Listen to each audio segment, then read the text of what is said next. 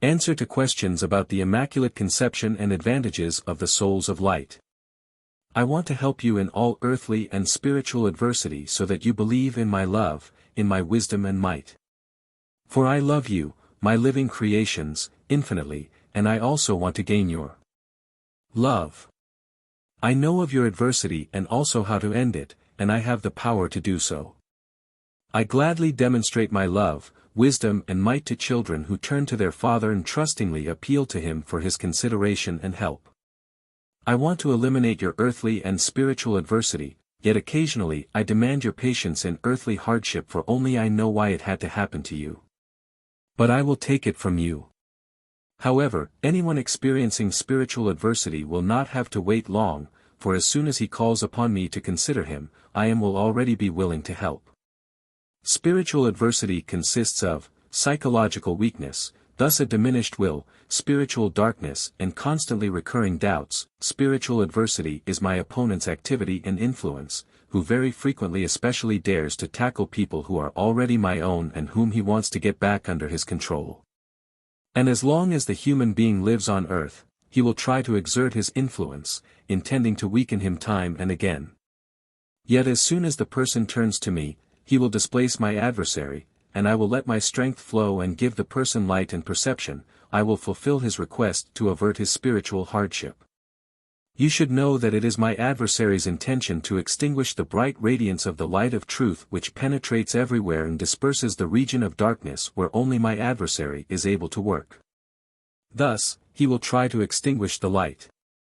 He will want to cast shadows across it by raising doubtful questions in the person and thereby intending to obscure the light of awareness. But I will not allow the latter. Instead, my light of truth from above will shine down even more brightly, and the light he tried to obscure will illuminate the night even more, and wherever a shadow still exists it will be consumed by the all-permeating light from me, for nothing dark can endure this light. And thus the eternal light itself will proclaim to you.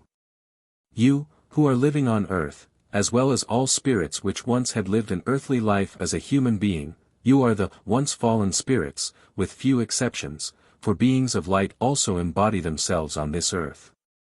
Thus, beings from the kingdom of light descend to you humans in order to assist you in serious spiritual hardship.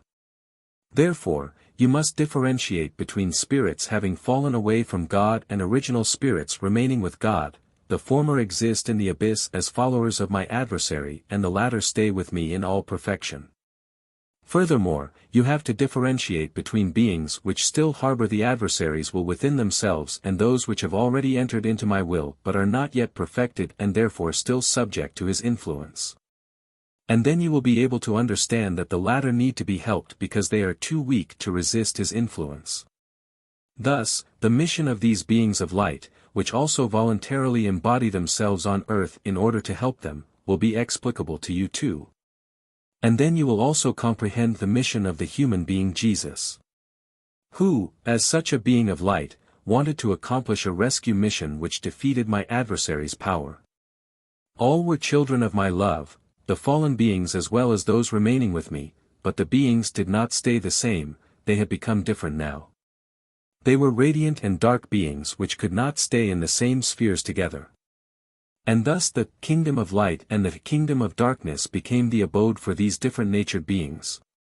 And no bridge existed between these two realms until the arrival of Jesus, one of my remaining angel spirits, who wanted and succeeded in bridging this distance through a unique act of compassion.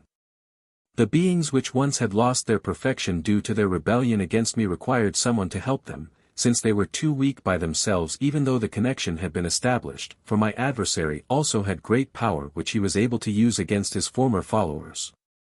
But the beings which had stayed with me were strong too, since they constantly let themselves be permeated by the strength of my love. Thus, the strength of a non-fallen angel spirit would have fully sufficed in order to achieve victory over my adversary and to save his followers from him. Yet this contradicted my law of eternal order, given that the free will of all beings which once had followed my adversary would have been ignored, and such an attained victory would have prevented the beings from becoming perfect. Consequently, another way had to be found. Love had to make a sacrifice, and it had to be every fallen being's decision to avail itself of this sacrifice, thus, to wish that it was also made for itself. But only a human being can offer a sacrifice. A being of light can indeed have the will to sacrifice itself, but in that case, it has to render it as a human being, for a being of light is unable to suffer and also has so much strength at its disposal that it is able to do anything. A human being, however, is a weak, imperfect being insensitive to suffering and torment, which needs to muster a vast amount of willpower when it voluntarily accepts sufferings and torments in order to achieve something, not for itself but for its fellow human beings, and which wants to bestow its love on the wretched human race. It had to make the sacrifice as a mere human for its fellow human beings. It had to be capable of suffering and dying. And thus, you will understand that the human being called Jesus was not allowed to demonstrate any advantages which would characterize him as an extraordinary person, even though his soul was a spirit of light. Although it had not passed through creation like the human being's souls, the fallen brothers, nevertheless, this soul, when it entered the body of flesh, which, like other people's bodies, was a cluster of immature spiritual substances, thus also subject to the same feelings, longings, and passions, had to learn to overcome these as Jesus the human being during his earthly life. For his mission, apart from the salvation, the redemption of the gravest guilt of sin, was to exemplify to people the only way of life which would guarantee them a return to me. Thus, if people who were completely inadequate, weak and captivated by passions were asked to do something, it should be possible for them to accomplish this request. And if the man Jesus wanted to serve as an example, he had to be just like his fellow human beings.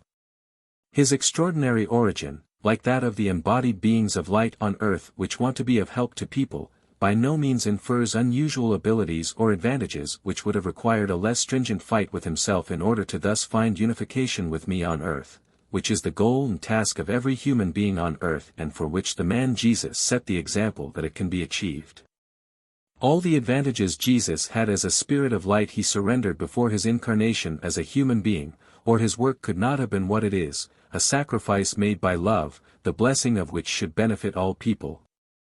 But neither can it ever be denied that God himself made this sacrifice because love was the determining factor which so infused the human being Jesus that I thus was able to be in him after he, as a human being, had voluntarily shaped himself such that I could take abode in him, that he became a vessel for me, and thus he then possessed strength and light in abundance, which again is a process that could not just take place in Jesus the human being but which all people should and are able to achieve because they now have help through the divine Redeemer Jesus Christ, since due to his act of salvation as a human being he gained an amount of grace which is now available to every person.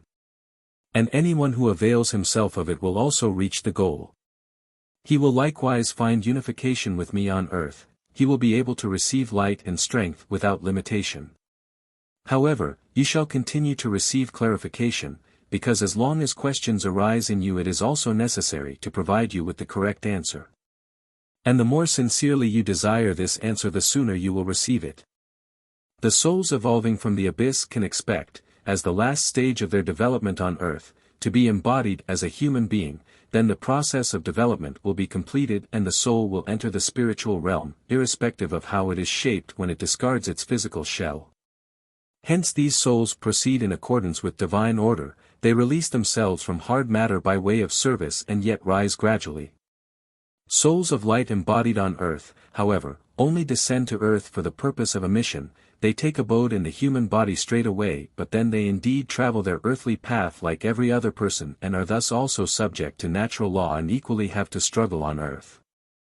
Their external shell will make the same demands on them, because it is composed from still completely immature spiritual substances, from tiny particles of the soul of a once fallen original spirit which is still in utter opposition to God and which first has to be pacified and changed by the soul, which is always a struggle.